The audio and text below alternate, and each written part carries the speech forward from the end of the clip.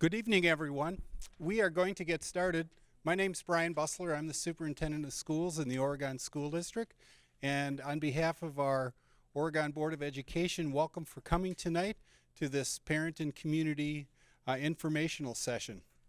I'll give you a quick overview of what we're going to do. Hopefully all of you have picked up this front to back one sheet document that we prepared. This is a summary of four sort of main items, and after a really short presentation, because we want to hear your voices and we want our presentation to be real short, we have four tables set up where different school folks will be. Mr. Pleiner and I will be talking about what is the role of an SRO, and our table is in the back. And the second table is Wisconsin DPI and Department of Justice advice, and Dr. Bergstrom and John Tanner are going to be at that table. Table number 3, you can see the two folks are already there, and that's an item that was very popular during our parent presentation session, and that was student interviews on school district property. So our district attorney Gina Jonan, as well as Lieutenant Pagankoff from the Oregon Police Department, will be at that table. And then lastly, Erica will be, where's Erica? Erica's in the back. She will be at the feedback table along with, I believe, Andy and or possibly Candace. And before we get started, since this is a small group, we have 4 Oregon School Board members in the back with likely maybe 1 or 2 more coming. So if you do not know them, I am not trying to embarrass them. I am just providing you with their names: Barb Feeney, Anna Bijak, Tim LeBrun, and Krista Flanagan. Again, it is really important for our board to hear your voices, so we want to do that as well tonight. I'd also like to share, in case you don't know, we have an interim agreement already set through December 31st of this year. We have been working on that interim agreement with the Village of Oregon, and they have been spectacular and great partners in working with us on that. Additionally, we have been working on a longer term agreement. We do not have the longer term agreement set because we wanted to make sure and get parent and community voice before we finalize that longer agreement.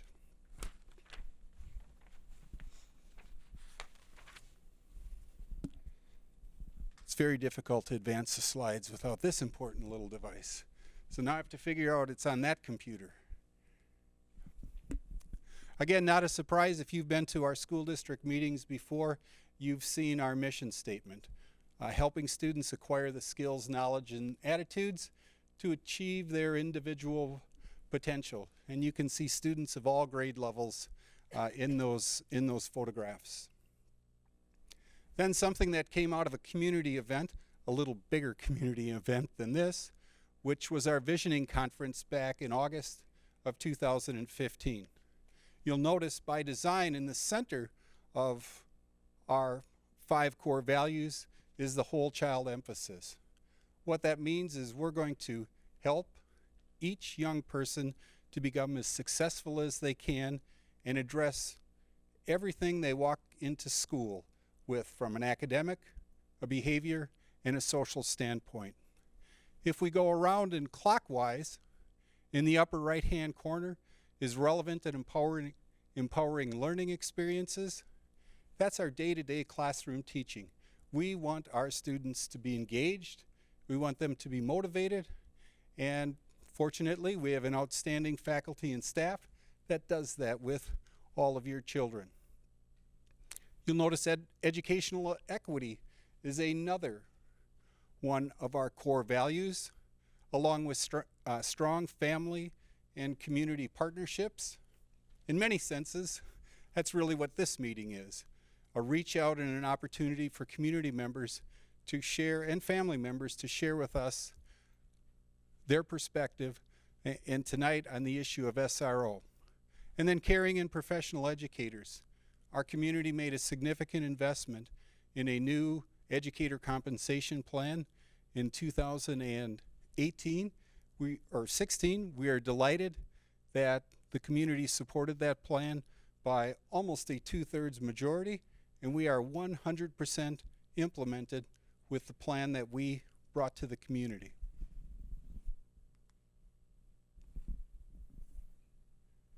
I'm one of those people that uses a lot of words, so I thought I'd start with a picture. This is a picture that Dr. Anderson, our principal at Oregon Middle School, sent me yesterday, and this is a photograph of our new SRO, a young man. I'll call him Officer K because he has kind of a complicated last name, and I think that is what he goes by. And this really summarizes the role that we see for an SRO, working with our students day in, day out. In this case, visiting with some young people in the Oregon Middle School cafeteria.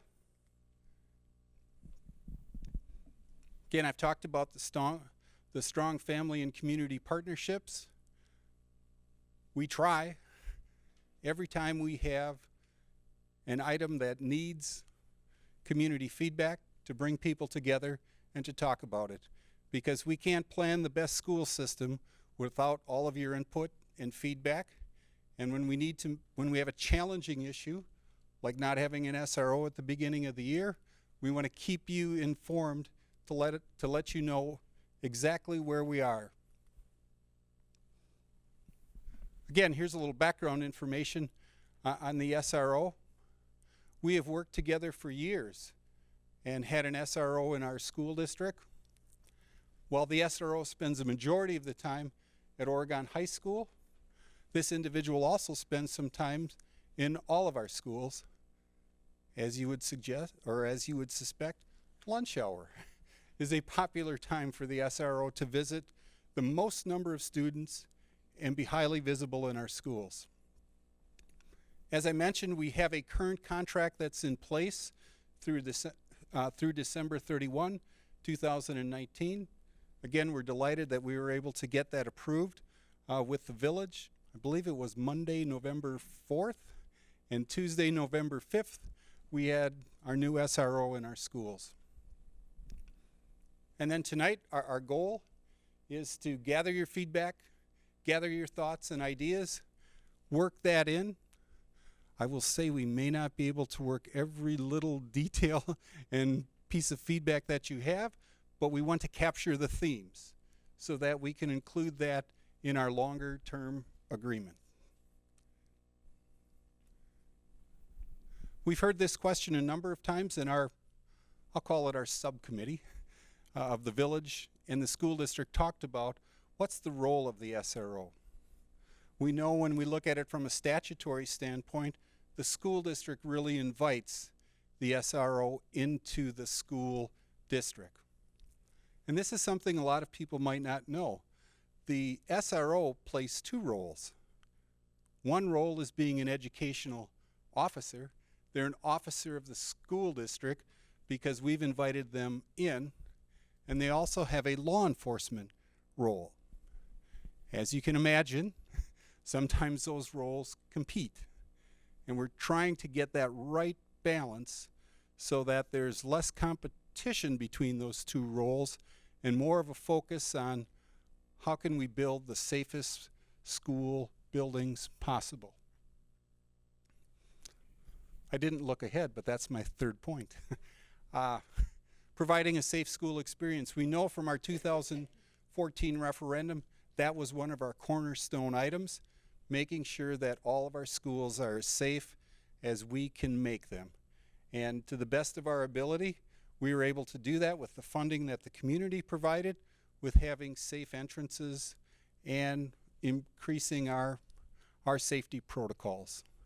And then lastly, something that's sort of second nature for us, and we've worked with SROs on this in the past, is the key part of building relationships with students, families, and staff.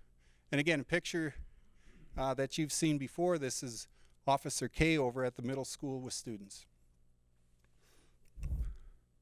I'll just let you read through this because this slide identifies that significant difference of being an educational officer as well as a law enforcement officer. And this was information from the Wisconsin Department of Public Instruction. And this table that Dr. Bergstrom will be at, she can share some background information from what is the best practice from the Department of Public Instruction's view and from the Department of Justice view. But again, you see some themes: providing redirection and guidance, engaging in education, and relationship building activities. Now, selfishly, as a school district, we would love the SRO to be the same person for the next 30 years. But we also know that's not practical. That's a position that tends to turn over, but the longer we can have a person in that position, the more relationships that man or woman can make with our students, because nothing would be greater than having some of our students say, "Oh, I remember you when I was in Brooklyn, or Netherwood, or Prairie View, or RCI, or now the high school or the middle school." The table conversations, again, I mentioned, Jim Pleiner and I will talk about the role of the SRO, the Wisconsin Department of Public Instruction, and Department of Justice advice. And then I'm predicting the table that there will be a lot of discussion at is the student interview table. And then lastly, a feedback table, and we're going to gather your themes and ideas throughout the conversation, but we also have, Erica has a half sheet of paper where it's really helpful if you could fill out that half sheet of paper and provide us with some feedback. I was trying to do this in 10 minutes. It took 12. Before we break up, are there any, or break up into the groups, and you can rotate, there's no preferred order. Maybe I'll ask the administrators that are going to be at the various tables, if you could go over to the tables, that would be terrific.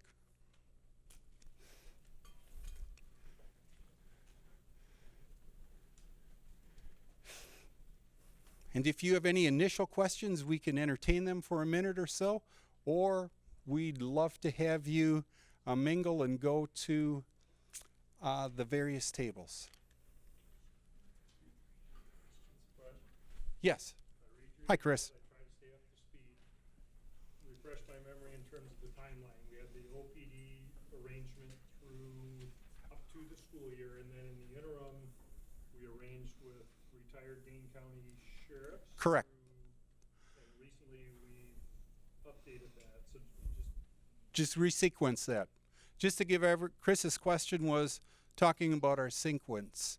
Since the beginning of the school year, from September through the end of October, the school district contracted directly with 2 retired Dane County deputies. And they spent time primarily at the high school, but also provided some support for us throughout the other schools.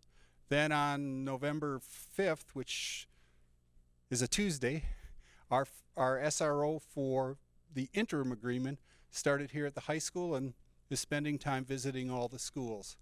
That interim agreement is last year's agreement brought forward with an ending date of December 31st. So now we're into phase, I'm going to call tonight phase 3. Phase 3 was at a board meeting when a number of parents and community members came to talk to the board about the SRO contract. One of the things they asked for was an opportunity to be heard in a more formal basis as opposed to being heard at a board meeting, because at a board meeting you get to sit at the mic and share and there's not really a lot of interaction. So that's phase 3 where we are tonight. And then phase 4 is us continuing to work with the Village of Oregon and looking at a longer term SRO agreement. Did that get at your question, Chris? Thank you. Okay, if you want to find the table that is most interesting to you, you are welcome to just go to that table. You are also welcome to rotate around to all of our tables. And you're welcome to stay.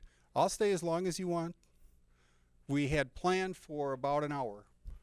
So again, thank you for coming on behalf of the board, and we will start our individual conversations.